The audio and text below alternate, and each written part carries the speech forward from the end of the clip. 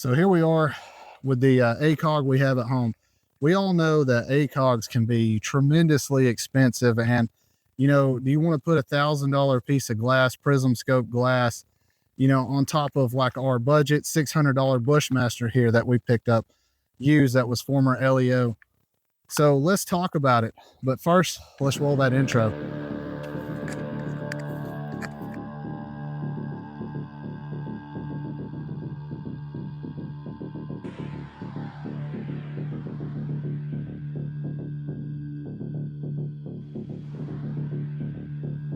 Gentlemen, welcome back to the channel. Today, I have a treat for you. We're going to be going over the Primary Arms SLX 2.5 Magnification Compact Prism Scope. It's got the ACSS CQB M1 Reticle. Man, that's a mouthful. But it's basically, like I said before, it's the Acog we have at home. And I really, really love the aesthetics of this optic mounted to a carry handle like our Bushmaster we have here. Look at that. Does that not scream late 90s spec ops, FBI, HRT, SWAT team aesthetics? I mean, it's just dripping in it. I've been somewhat reluctant in getting a Prism optic, and this one came up. A buddy had one.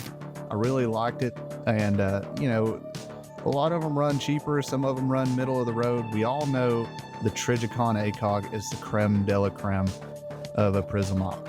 I mean, they're almost tanks. They are breakable, but that's one of the allures of a Prism op. I mean, myself, I have a very mild stigmatism and get a little bit of a starburst action out of a red dot. And with this Prism optic, I don't really get that. And then you get where you have illumination, but it's also an etched reticle. And I'm going to tell you, like, the ACSS reticle is phenomenal, and we'll get into that later. And this is basically just a 2x Prism, or a 2.5x, sorry. And it's still going to get the job done, especially for, small CQB. So let's go over why someone would rather have a Prism scope versus a red dot or LPVO. You're going to get pretty much an etched reticle where you're not going to require illumination, similar to the LPVO. And with it, you're going to save weight over the LPVO, but you can also have the ability to have fixed magnification versus you're not exactly going to get that on a red dot. You're going to add a magnifier, and we will go over that in a future video. But the magnifier has some drawbacks. It's going to increase the MLA dot size of your red dot, and with the Prism scope you're not exactly going to get that, which makes it really nice and in a compact platform. They've been rocking the Trigicon Acog since late 90s, and it's really worked. The Marines swear by it. They love their Acogs, and having something from Primary Arms in a compact platform, they even have the newer version now that is that's even smaller and more compact than what I'm using here. And speaking of compact, the length is only 5.5 inches. About average, right, fellas? Weighing in at only 11.8 ounces, so it's marginally heavy than your average decent good bulletproof red dot sights. So it's not going to weigh you down. It's not going to be as noticeable like, say, an LPVO. And am I saying this is the do-all, be-all? No. I feel like it's a very nice hybrid, a very nice bridge. Like, on a longer rifle, something, 14 and a half or longer, not quite, to the 18 mark. So I guess what I'm trying to say, maybe your 13.7, your 14.5, and your 16-inch barrels, and a Prism with some sort of magnification is going to come in a lot better than just your average red dot, especially if you're in an area that you frequently see open ranges of 100 yards or more. Dare I say it's the perfect optic for the fabled general purpose rifle.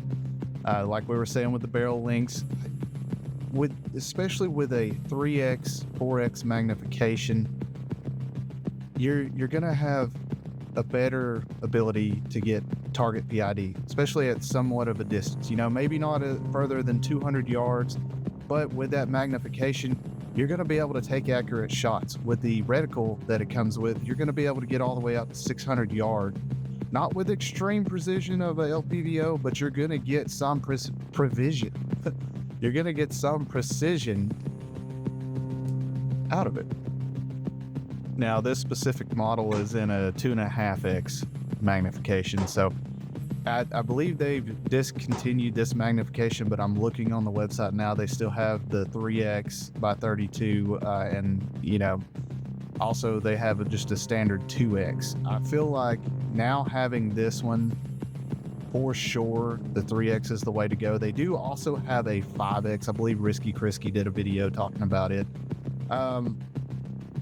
With a 5x, I don't know. I mean, maybe your area of operation is going to determine that if you need a 5x.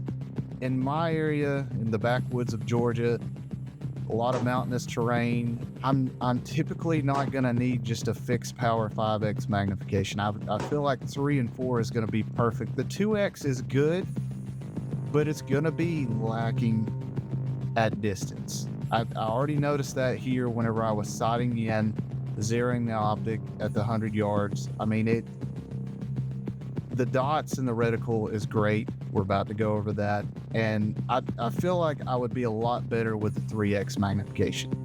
But don't get me wrong. The 2x is going to do its job. It's going to be pretty good. For what this rifle is built out as, I'm trying to keep it super simple, almost like a antiquated GP rifle. By today's standards, it doesn't have a rail, it doesn't have modern lighting. It's just a couple hundred lumen incandescent bulb. But instead of just going only with the carry handle, having a little bit of magnification with the 16-inch barrel rifle, and then also it has the peephole like the Acog, where you can still use your carry handle irons. And plus, nowadays, everybody's running their optics high. This rifle's not going to be meant to be used with night vision, so it still makes it very comfortable to shoot. And so let's talk about eye relief.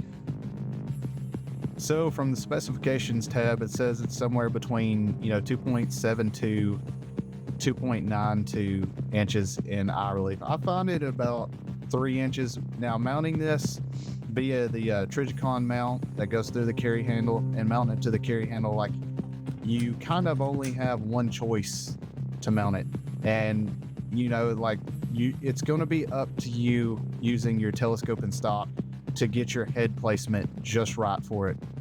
Whenever I'm shooting, I don't like to push and lean my head too far forward. I like to have more of a comfortable look through the optic.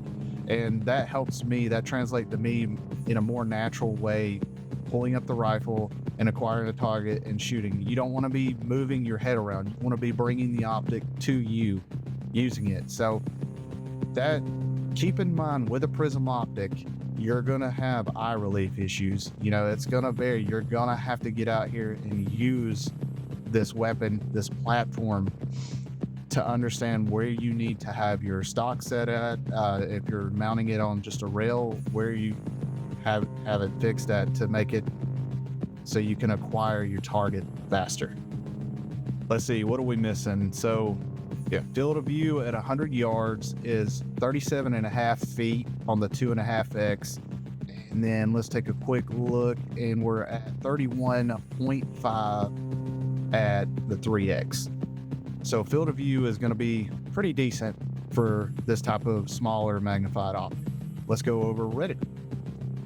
So the heart of this Prism scope is going to be the ACSS 556 CQB M1 reticle. It combines ranging, wind leads, moving target leads, and ballistic drop compensation all the way out to 600 yards. Here, once I get this thing to focus in here, and this is without illumination, you can kind of see on here, and I tell you what, I'm going to bring in a break. So here we have the breakdown of the ACSS reticle as CQB. And what you have here in the middle is the outer horseshoe of the glass edge reticle is used for a close quarters engagement. Simply place the generous semicircle on the target and run with it. Each side of the horseshoe also has the integrated ranging system. Place the bottom of the target on the bottom rung and range up. If you know your targets are roughly 18 inches wide, they can be ranged out on the auto side range system and directly on the BDC holdovers.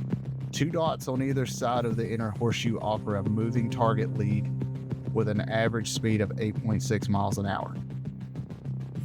So this thing does have illumination. It uses a CR2032 battery. So the small battery, typical of most optics like this. It's not fiber optic like the Trigicon, unfortunately. But the illumination is pretty good. You know, this design is, gosh, I would say by Primary Arms, I think this design's coming up on what, close to 10 years old, I think.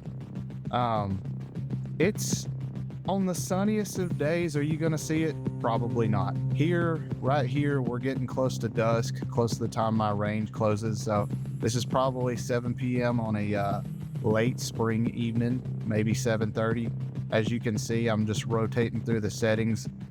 When would you need illumination? You know, you're probably, like I said, not going to need it on the sunniest of days, but in low light, it's going to do the job.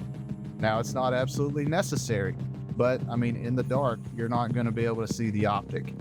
So yeah, in a low light, close quarter situation, running this horseshoe, you're probably gonna want to use it like a red dot.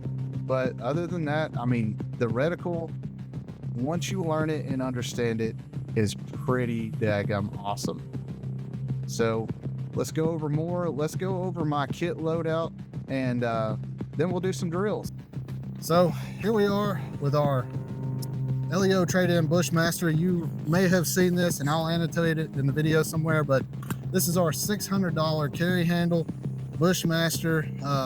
It was built in Wyndham, so it's pre-buyout. This is actually built during the AWB, the assault weapons ban, where a civilian cannot purchase a gun setup like this. Now it is clear. We have a dry Duramag, USGI Duramag in here. They seem to be doing well. I bought a stash of them from Primary Arms. So what we have on here actually is a Primary SLX 2.5x, 2.5 magnification zoom that has the, I want to say the CQB reticle. It has a ACSS drop. I'll float the reticle in here somewhere on it. And then of course, gun is dry. We do have our Surefire, you know, old school incandescent, and also have a nav light there. So I love the aesthetics of this gun. Check that out. I love the aesthetics of it. Just that look, that to me is like screams mid to late 90s AR-15, you know, Special Forces, FBI, HRT, you know, even some of the Desert Storm and early G-White rifles look like this, just your standard carry handle. But I would say most of them probably didn't rock the Surefire M500 here. That's actually molded into the handguard with all your controls.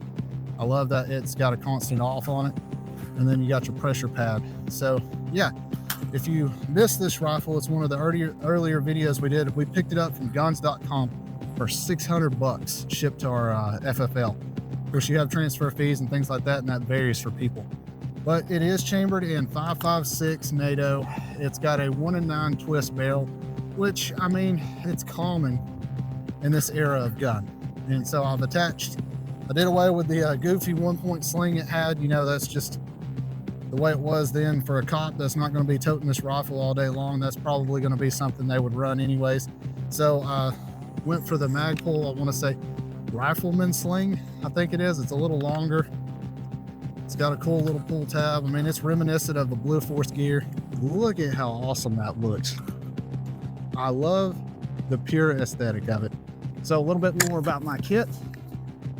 I am running, I've got a boonie hat here. Did some camo paint just for the intro for you guys. So A little bit about my kit. Running the LBV 88, and as you notice, most of the LBV setups, you see the mags are tilted and going this way. That's the enhanced or updated version. So this is the old school, like late 80s, early 90 version that you would have seen a lot of special warfare guys use. It's got single mag pouch here, and then I don't know if you can zoom in on that or not, but it's got the double stacks here on each side. So you're able to run a healthy combat loadout, full infantryman loadout of 6 mags on your chest, 1 in your gun. Running the old school mechanics gloves like they would have worn. I call this like a mid-90s loadout. I got the Bates tactical combat boots, jungle boots, whatnot that they had at the time. We got the Woodland, the M81 Woodland, and just butt pack. Place the knife up here. A lot of people don't like running a knife up there, but this is my little Gerber.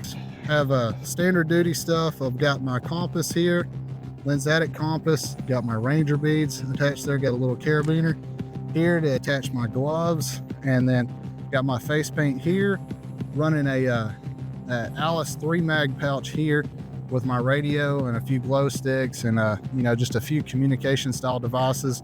And then of course I've got 2 canteens on the side, so carrying half a gallon of water. You got my butt pack with like some cold weather gear, got a field jacket there, some ration type stuff, rifle cleaning kit that you would need for this. And then coming over here on this side, these are starting to get hard to find. These are an Alice saw pouch. I love using them as a GP pouch. So in here you would find like a broken down, just a few MRE snack type things that are quick to get to. I've got my IFAK in here, 90s style, whatever, IFAK case in there. And then I want to say I have my Leatherman, well, a Gerber multi-tool reminiscent of a Leatherman. And that's about it for the kit here. And last but not least, I'm running a drop leg that I don't like them to be lower. I'm not the biggest fan of drop legs, but in the 90s, that's what they ran.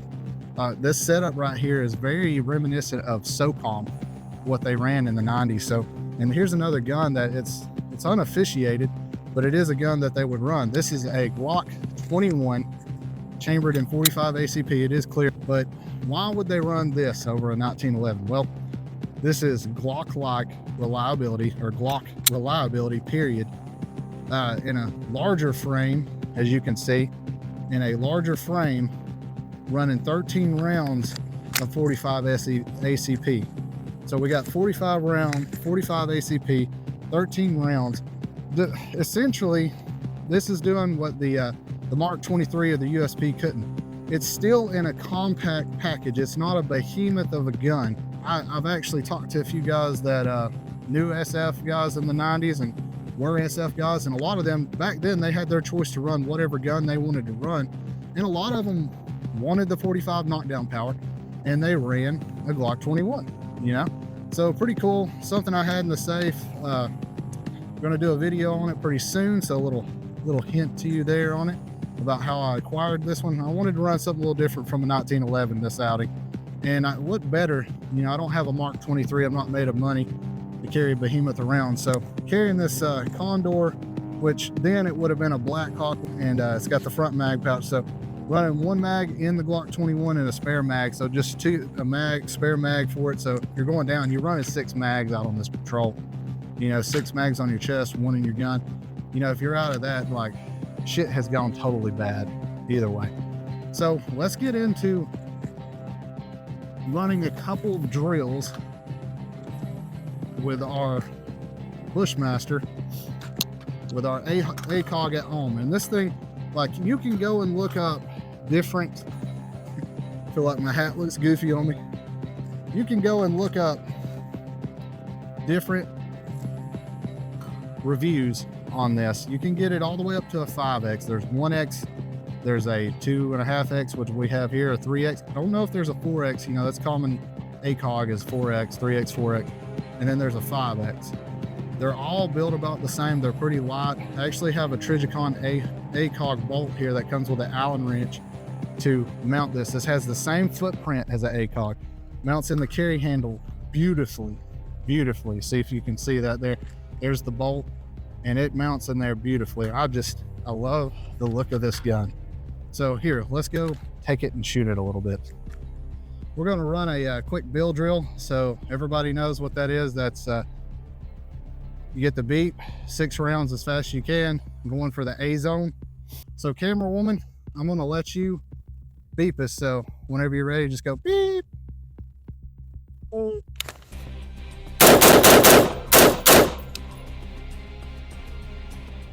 Not bad. All A zones. So we'll see if we can get a little faster on it. Make sure we got, I'll just run this mag drop. Well, I got another mag here. I've actually had this LBV for a long time. Since like the early 2000s, I used to airsoft in it, and whenever I was a very young teenager, I would warp in it. So pretty crazy. So, all right, camera woman, I'm gonna be at a high ready. And whenever you're ready, just do the beep.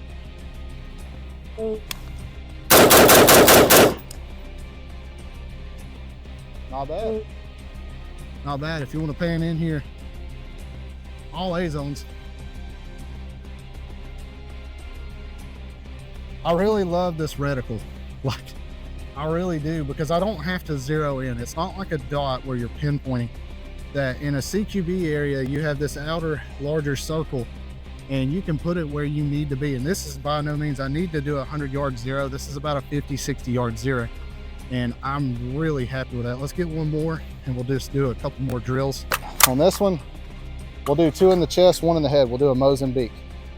So whenever you're ready, just beep. Hold on, let me know. A little high. We'll try one more. Whenever you're ready.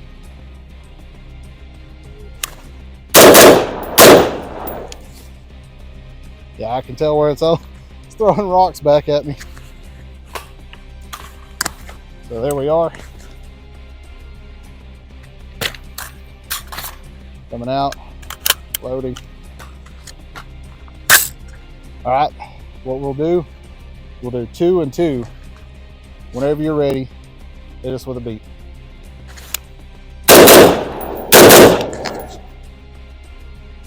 All right, not bad, a little slow on the transition there. Whenever you're ready, hit us with a beat. Nice little transition.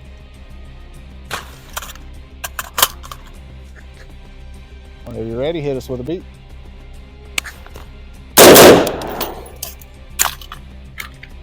Oh no!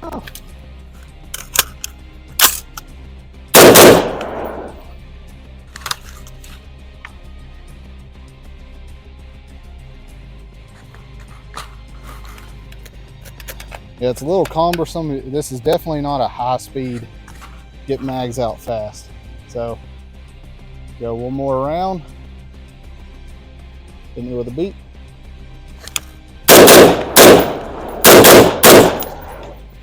Mozambique, I missed that second one.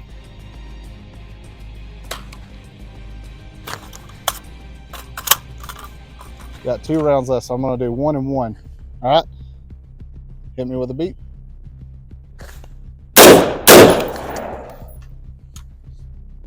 Not bad. Let's go ahead and take a look here and see how we did.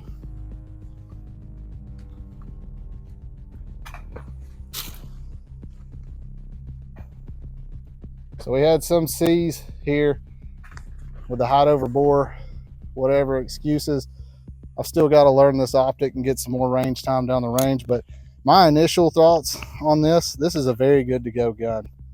So not bad.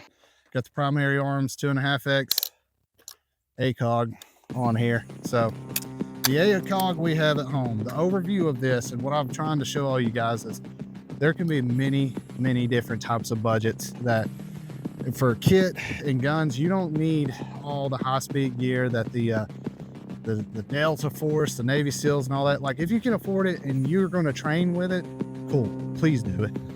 If not, if you're on a lower budget like I am, that I'm not going to run out and cry this and cry that. These are some actually new old stock Woodlands that I picked up that had some repairs done for exceptionally cheap from a surplus store. me take these off, that I picked up exceptionally cheap from a surplus store. And I mean, this rifle right here will do everything a Minuteman needs it to do. And if I'm going to go out and tell you to buy anything, you know, you came here probably wondering about this optic. And then some people may have just clicked on the thumbnail because they thought it looked cool.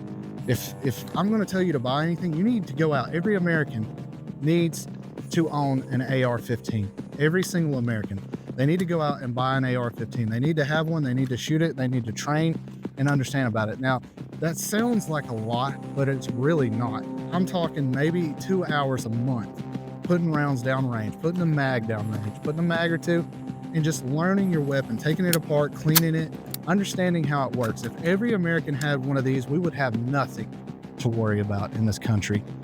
There would be nothing. Like what's going on at the border, what's going on everywhere else, the Chinese threat, all of that, we would not have to worry because we would be able to defend ourselves and protect ourselves. You know, and that's pretty much the gist of it here, is that I want you to think up a kit that works, because where I live and where you live, it's not the same thing.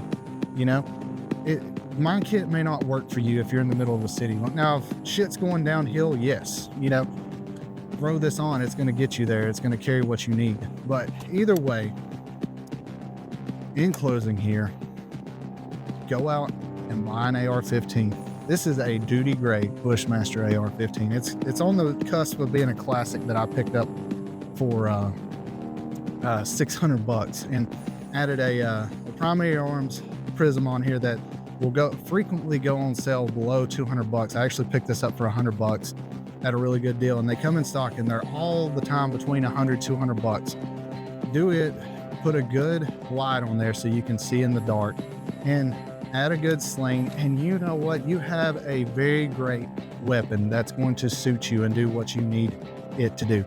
And then go and pick up a surplus piece of kit. It doesn't have to be this. We've done the U.S. Army taps on this channel. Just something like that to carry spare mags, because if shit's going down, one mag is not going to get you, and you don't want to be stuffing mags in your pocket and not be able to carry anything else. That's pretty much that. So this is XXL Dude telling you that resistance to tyranny is obedience to God.